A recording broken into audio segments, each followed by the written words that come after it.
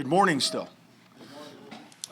Injury updates that I have for you. Obviously, we all heard that N'Keal Harry had surgery, no timetable to return. So that's the news there. And then David Moore will be out for a bit also, no timetable to return. He's got a lower leg injury. So those are the two there. And then also the Roquan Smith, came off a PUP. He was cleared by our medical staff as healthy, and he did not practice. And the reason why for that is you have to ask him. So we expect all of our healthy players to practice, and that was his decision. And like I said, you have to ask him. I have not talked to him about it, so I have no further comment on that situation from there. The other thing is that we're getting ready for our first preseason game. So we went through substitution review for that, like in terms of like how many, what number of the guys are going to play and all that. We went through that today, and it's on a case-to-case basis. It's by number of plays typically, and again, I'm not going to get into numbers for each individual player, but we outlined that today, and we certainly want to see certain guys play together, certain units play together for a certain amount of time, and then there'll also be players that don't play in the game. So. We outlined that this morning at 7 a.m. So we're squared away there. But what we're looking for there really is, logistically operating as a football team on game day, right? This is all our first time together, so we're doing that, and then looking at scheme. Is our, the things we're going to operate. And sure, we're going to be basic and simple in our schemes during the preseason, but we want to see how we operate, how those schemes operate. And then really the big piece of this is the personnel. The personnel piece of this is evaluating every person on our roster from the first man to the last and how they fit in with the Chicago Bears. And that's what our big goal is to do that. So with that, I'll open up to questions. With Roquan, what discipline is available to use for you to use? Yeah, so that discipline really comes from the front office. And that right there will be, in conversation with that. I'm not going to get into the details of what discipline's there, but we will certainly work through that when the time comes. As a head coach, you have one of your faces of your team being openly defiant and not practicing. How do you handle this as a head coach with him, with the rest of the team to make sure expectations and standards are set? Yeah, I just think that you go about your business. Like I said, you treat everybody with respect. You coach on the grass. What we are expecting of the guys in the meetings and on the grass. And you look at execution. And to me, it's about being respectful to everybody in the building. Do I certainly know what Roquan's going through? I don't know. I'm not in his chair. I don't know that. You never put yourself in another man's shoes. Okay, so his perspective may be something different.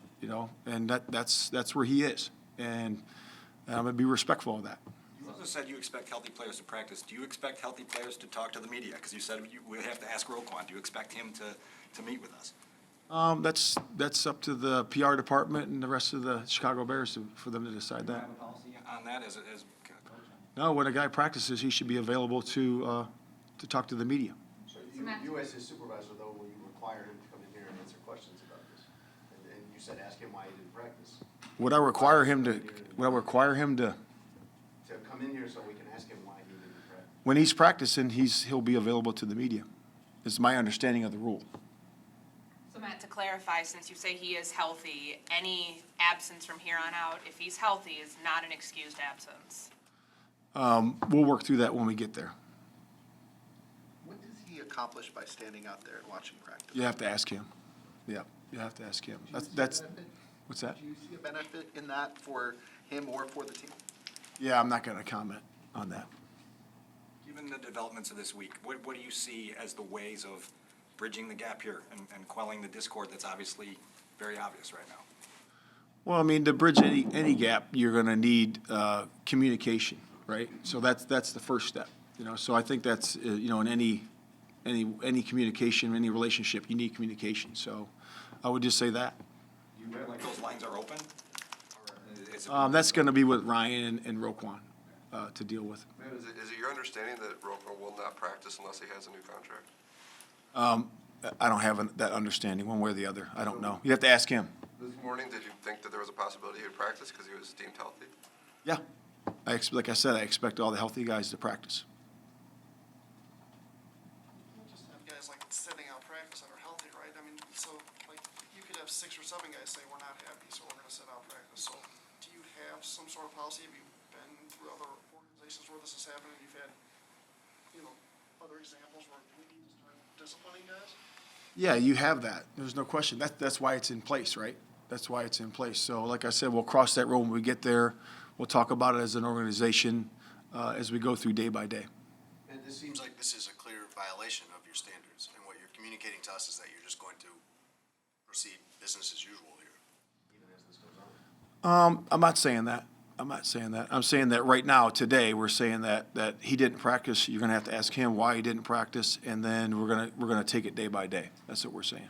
Matt, do you understand kind of the bind we're in when you say we have to ask him these questions, but we can't talk to him until he actually practices? Yeah, I understand. Yep.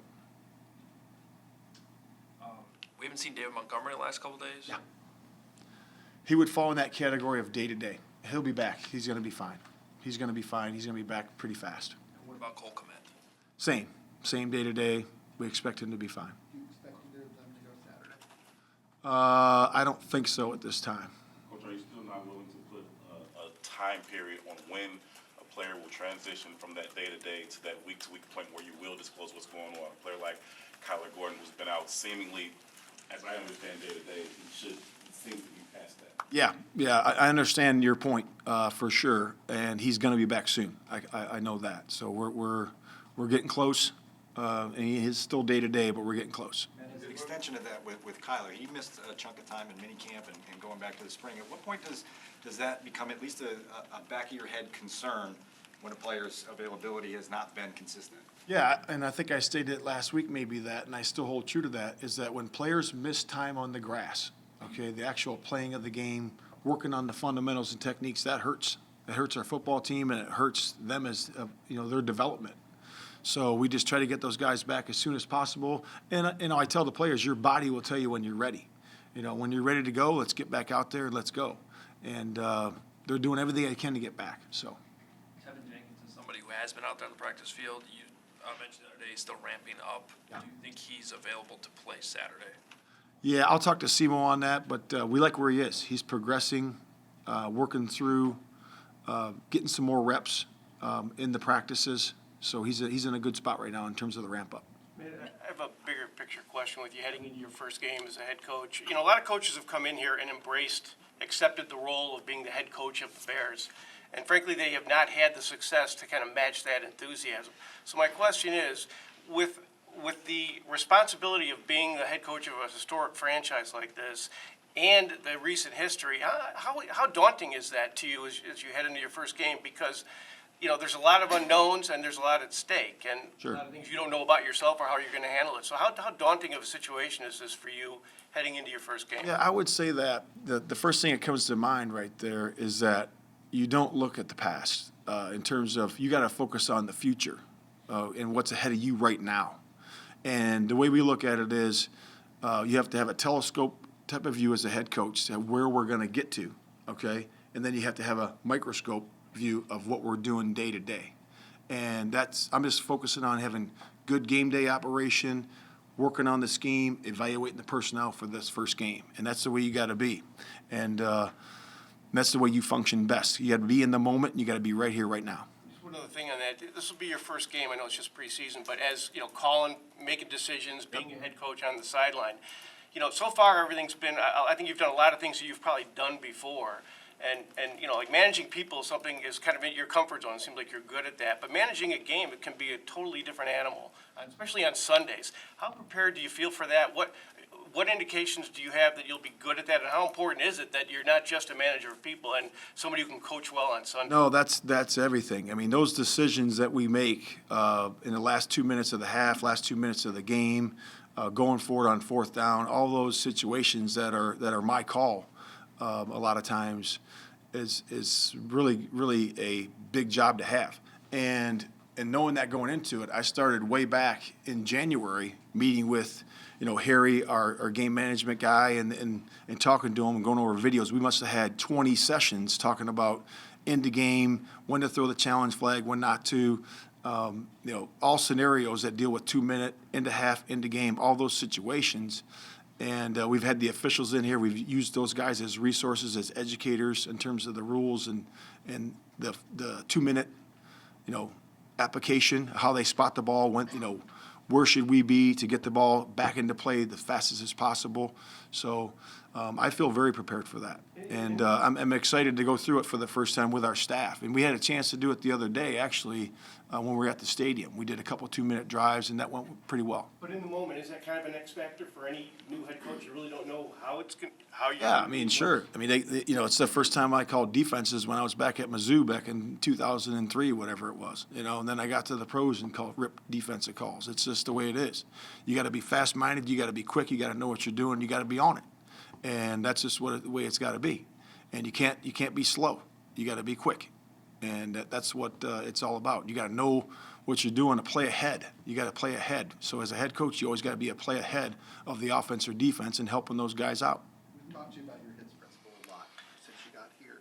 In the NFL in general, do you think that there's a outsized emphasis on scheme versus hustle or versus effort?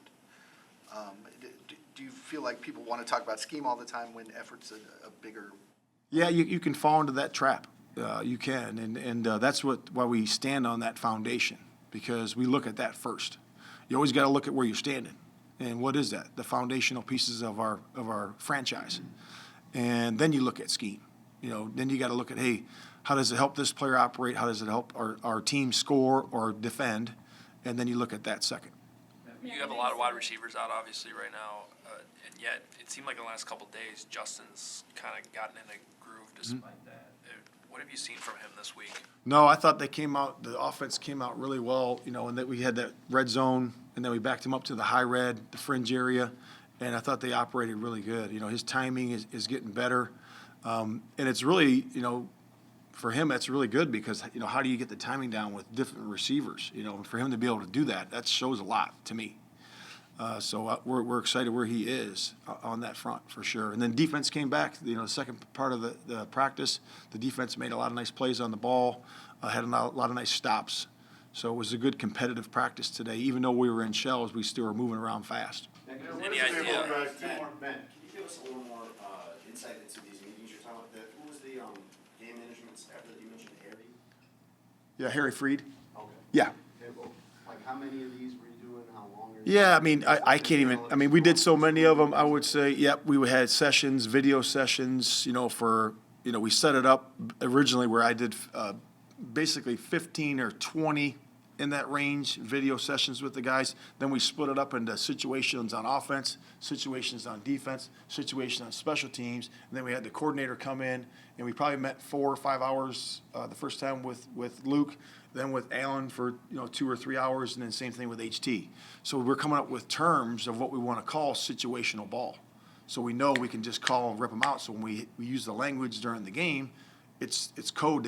We know what we're talking about and know what we're going to do in the situation. So that's just all preparation. It's about setting it up. It's about being prepared.